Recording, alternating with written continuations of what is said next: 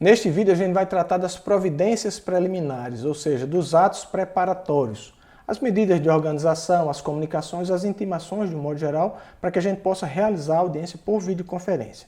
É importante que a gente compreenda primeiramente como é que essa questão está disciplinada em nível de CNJ e também em nível de tribunal. No meu caso, no caso do Tribunal de Justiça de Sergipe, há portarias que disciplinam as audiências de conciliação, instrução civil, instrução criminal e também os atos de comunicação de modo geral, as intimações. É importante que a gente compreenda toda essa sistemática normativa, mas aqui a gente não vai ficar fazendo análise de norma, a gente vai tratar da questão mais prática. Eu quero compartilhar com vocês como é que a gente tem feito, como é que a gente tem adotado essas providências preliminares para poder viabilizar as audiências por videoconferência. Pois bem, na minha unidade jurisdicional, a gente adotou um procedimento que a gente chama de saneamento fático.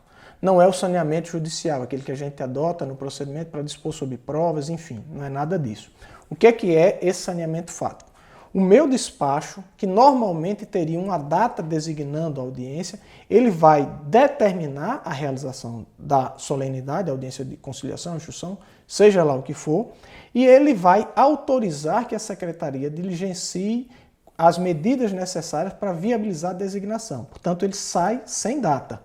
A secretaria vai analisar o processo, esse é o saneamento fático. Ela vai analisar o processo e ver se lá tem informação de e-mail, telefone e de disponibilidade de acesso à internet pelos participantes. Se porventura não houver algum desses elementos, o meu despacho já contém autorização para que a secretaria requisite das partes por meio de ato ordinatório. Se as partes atenderem, até mesmo porque elas precisam concordar com a realização da audiência por videoconferência, e elas concordarão tacitamente, conforme diz o meu despacho. Se porventura elas não disserem que não querem fazer, elas vão apresentar os elementos que são necessários para as intimações, informação de e-mail, telefone e disponibilidade de acesso à internet.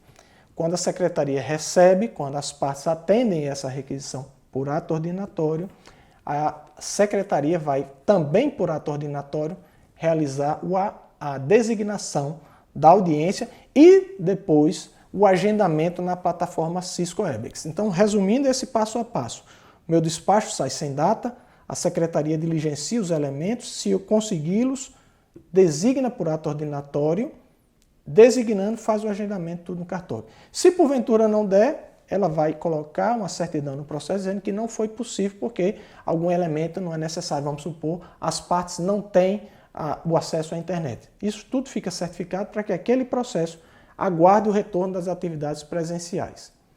Qual é a vantagem de fazer desse modo? A vantagem de fazer desse modo é que a gente não perde nem tempo, nem pauta. O meu ato judicial ele vai ser cumprido.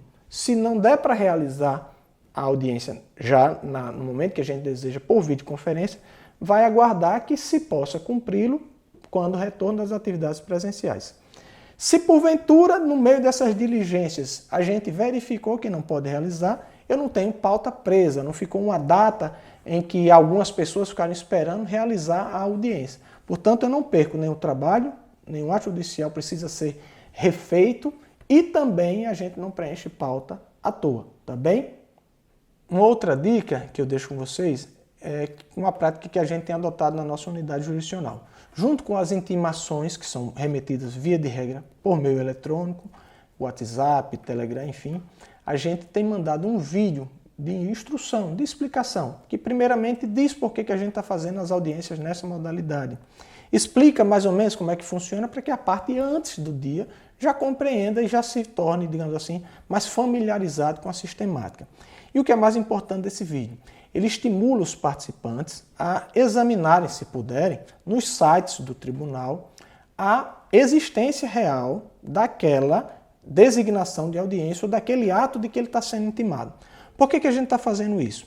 Vai ser muito comum, já está sendo, que o cumprimento dos atos se dê de forma digital, eletrônica, ou seja, por meio de comunicações.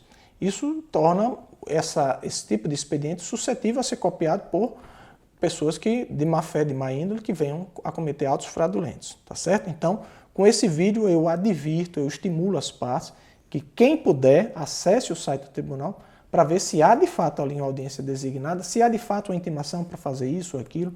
Eu sei que nem todo mundo vai ter como fazer esse vídeo, portanto era o ideal que cada tribunal fizesse alguma coisa desse tipo e adotasse medidas de verificação dessas intimações, sobretudo quando a gente fizer isso por telefone e por meio digital. Eu sei que as assinaturas você pode checar no tribunal, mas nem tudo ali vai com aquela assinatura e a certificação, a chave para a conferência. Então esse vídeo dá esse ar de oficialidade, institucionalidade e mais, adverte as partes quanto à necessidade de se acautelar quanto à procedência dessa intimação. Essas são as questões práticas que eu queria tratar com vocês. Como vocês viram, é um vídeo mais voltado para o público interno, ou seja, magistrados, serventuários da Justiça. Se você é advogado, também conhecer um pouco mais de como é que funciona essa operacionalização, isso também lhe interessa, e eu convido para que vocês acompanhem os outros vídeos dessa série. Muito obrigado.